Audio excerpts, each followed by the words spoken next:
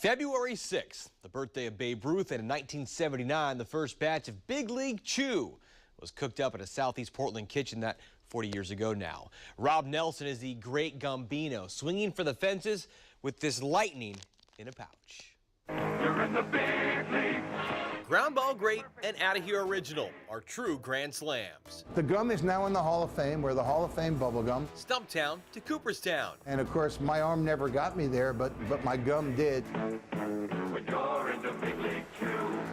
Rob Nelson never made the bigs. I can do a little bit more here. The lefty from Cornell won just one game in 3 seasons with the single-A, then independent league Portland Mavericks. The guys were larger than life. While the pitcher's mind wandered in Civic Stadium's right field bullpen, Rob's Think Bubble blew big as an alternative to Big Tobacco in the summer of '77. Suppose we shredded gum and put it in a bag, and we'd look as cool as the other guys, but we wouldn't make ourselves ill.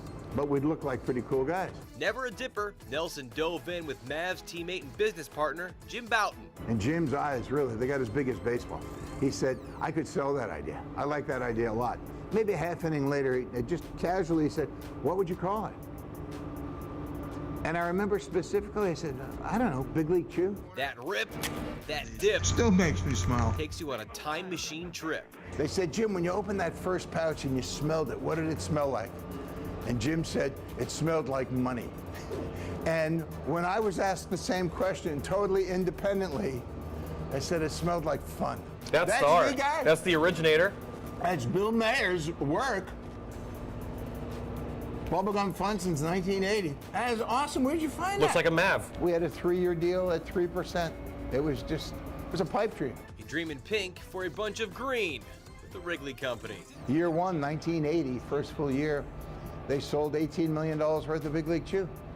And the following year, the Wrigley family sold the Cubs for $22 million. A boatload of bubble bucks for the middle school teacher and Portland State pitching coach. They thought it would be a cute novelty, and we were just over the moon that anybody wanted the idea. Rob bought out Bouton 20 years ago and then took his company to free agency 10 years later to Ford Gum in Western New York. And I love getting texts and emails from friends who are on a fishing trip and they're in a bait and tackle shop in Maine and they saw Big League Chew there. The 69-year-old father of 3 teens now has a new lefty in the gum lineup. She just looks like a Big League Chew character. She fits right in with the roster. Man-sized Waz to the first female representation to step up to the candy dish.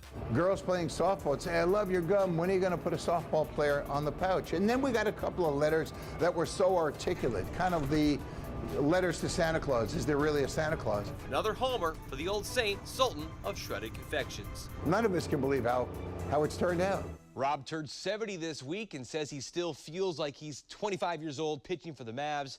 That ragtag club portrayed so brilliantly and honestly in that Netflix documentary, The Battered Bastards of Baseball. In studio, Nick Krupke, Fox 12 Oregon.